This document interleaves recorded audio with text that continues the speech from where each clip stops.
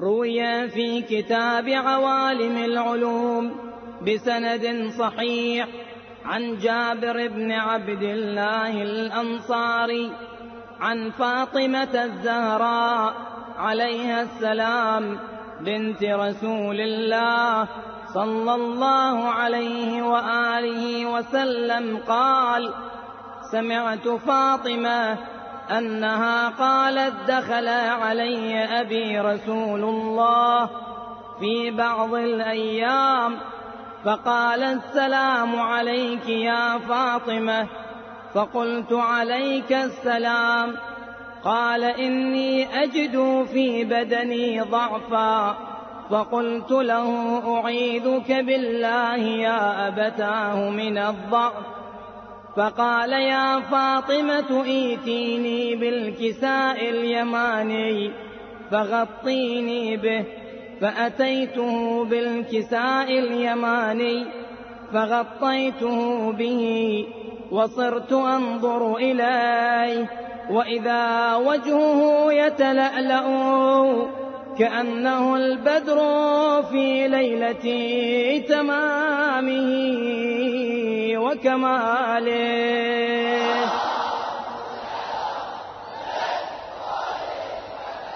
فما كانت إلا ساعة وإذا بولدي الحسن قد أقبل وقال: السلام عليك يا أماه. فقلت: وعليك السلام يا قرة عيني وثمرة فؤادي. فقال: يا أماه، إني أشم عندك رائحة طيبة كأنها رائحة جدي رسول الله صلى الله عليه وآله وسلم. فقلت: نعم، إن جدك تحت الكساء. فأقبل الحسن نحو الكساء وقال: السلام عليك يا جداه يا رسول الله، أتأذن لي أن أدخل معك تحت الكساء؟ فقال: وعليك السلام يا ولدي ويا صاحب حوضي، قد أذنت لك. فدخل معه تحت الكساء.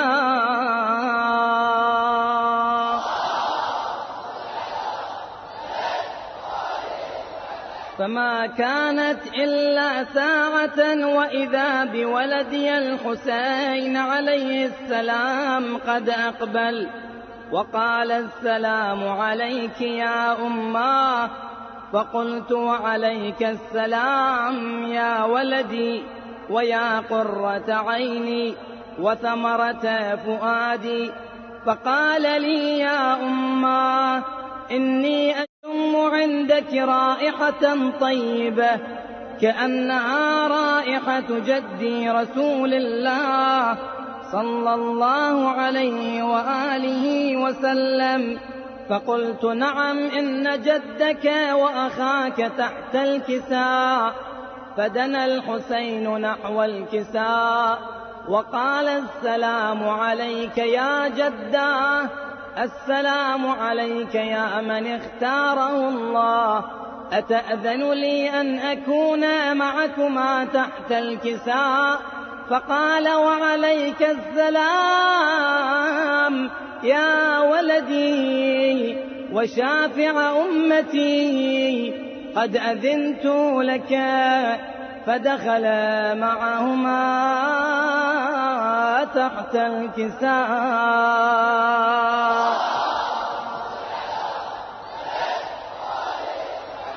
فأقبل عند ذلك أبو الحسن علي بن أبي طالب وقال: السلام عليك يا بنت رسول الله. فقلت: وعليك السلام يا أبا الحسن ويا أمير المؤمنين. فقال: يا فاطمة، إني أشم عندك رائحة طيبة كأنها رائحة أخي وابن عمي رسول الله.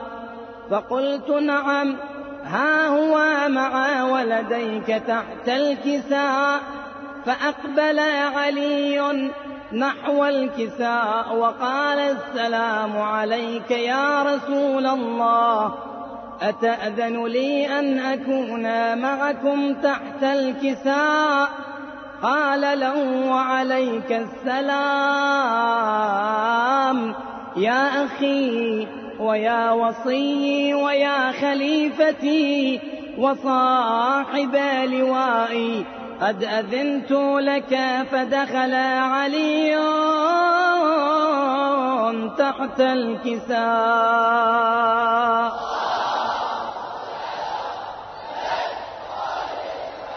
ثم أتيت نحو الكساء وقلت السلام عليك يا أبتاه يا رسول الله، أتأذن لي أن أكون معكم تحت الكساء؟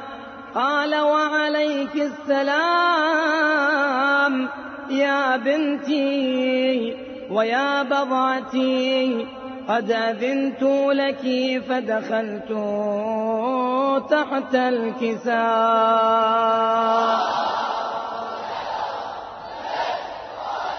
فلما اكتملنا جميعا تحت الكساء أخذ أبي رسول الله بطرفي الكساء وأومأ بيده اليمنى إلى السماء وقال اللهم إن هؤلاء أهل بيتي وخاصتي وحامتي، لحمهم لحمي ودمهم دمي، يؤلمني ما يؤلمهم ويحزنني ما يحزنهم، أنا حرب لمن حاربهم وسلم لمن سالمهم وعدو لمن عاداهم ومحب لمن أحبهم، إنهم مني وأنا منهم، فاجعل صلواتك وبركاتك ورحمتك وغفرانك ورضوانك علي وعليهم،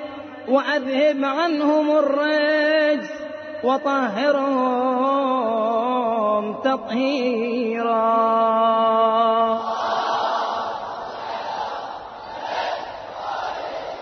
فقال الله عز وجل يا ملائكتي ويا سكان سماواتي، إني ما خلقت سماء مبنية ولا أرضا مدحية ولا قمرا منيرا ولا شمسا مضيئة ولا فلكا يدور ولا بحرا يجري ولا فلكا يسري، إلا في محبة هؤلاء الخمسة الذين هم تحت الكساء. فقال الأمين جبرائيل يا رب ومن تحت الكساء؟ فقال الله عز وجل هم أهل بيت النبوة ومعدن الرسالة، هم فاطمة وأبوها وبعلها وبنوها.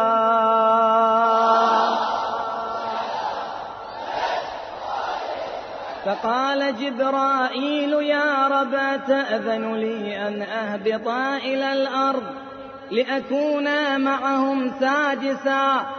فقال الله عز وجل نعم قد أذنت لك. فهبط الأمين جبرائيل وقال السلام عليك يا رسول الله، العلي الأعلى يقرئك السلام ويخصك بالتحية والإكرام ويقول لك وعزتي وجلالي إني ما خلقت سماء مبنية ولا أرضا مدحية ولا قمرا منيرا ولا شمسا مضيئة ولا فلكا يدور ولا بحرا يجري ولا فلكا يسري إلا لأجلكم ومحبتكم، وقد أذن لي أن أدخل معكم، فهل تأذن لي يا رسول الله؟ فقال رسول الله: وعليك السلام يا أمين وحي الله، إنه نعم قد أذنت لك.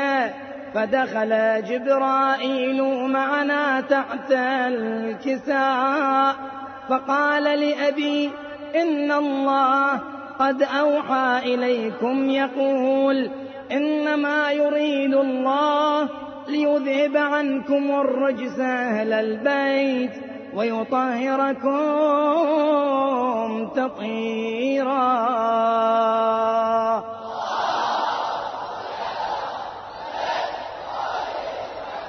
فقال علي لأبي: يا رسول الله، أخبرني ما لجلوسنا هذا تحت الكساء من الفضل عند الله.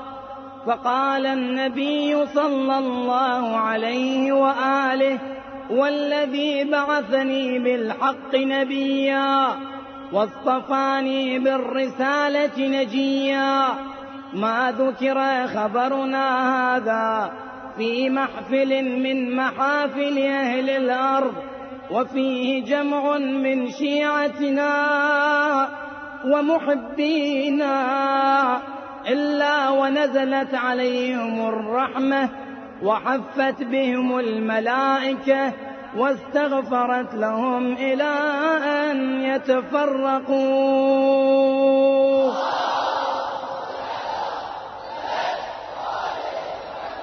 فقال علي عليه السلام: إذن والله فزنا وفاز شيعتنا ورب الكعبة.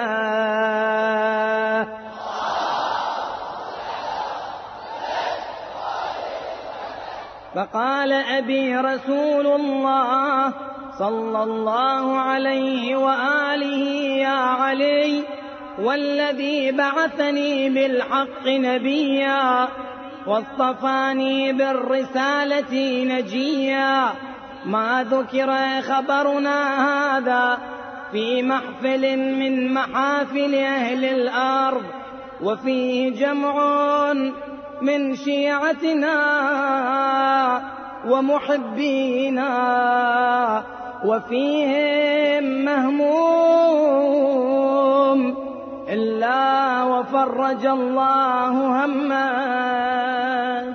ولا مغموم إلا وكشف الله غمه، ولا طالب حاجة إلا وقضى الله حاجته. فقال علي عليه السلام: إذن والله فزنا وسعدنا، وكذلك شيعتنا فازوا وسعدوا في الدنيا والآخرة ورب الكعبة.